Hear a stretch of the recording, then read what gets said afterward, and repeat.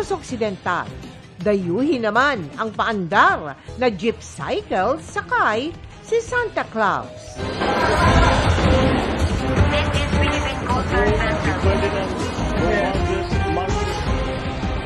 Live mula sa GMA Network Center, ito ang 24 Oras. Magandang gabi po, Luzon, Visayas at Mindanao. Alamin ang imahe ni Santa Claus habang namimigay ng regalo sakay ng kanyang sleigh. Saan nga ba nagmula? Kuya Kim, ano na? Sa pagbabalik yan ng 24 Oras.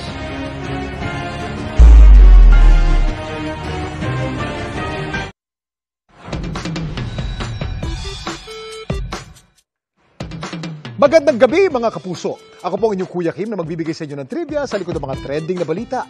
Spotted sa Negros Occidental si Santa Claus, pero hindi siya sakay ng kanyang lumilipad na sleigh, kundi namamasada ng tricycle na mukhang jeep.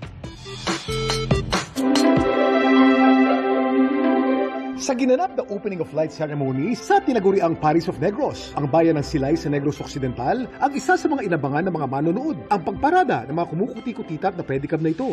Pero ang naging highlight ng parada, ang pagpapasada ng tricycle na ito na ang disenyo parang jeep, jeepcycle.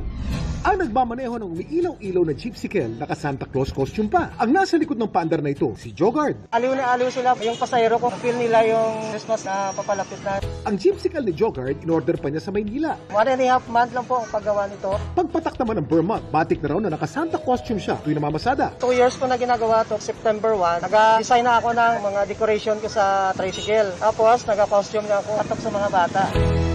Samantala, dahil sa mamamasada ni Jogard ng kanyang jeepcycle, Nasama na rin ako dito sa mga local tourist attraction.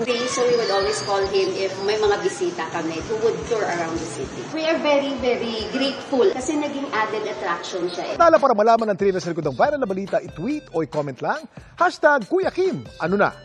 Laging tandaan, kimportante ang may alam. Ako po si Kuya Kim at sagot ko kayo, 24 Oras.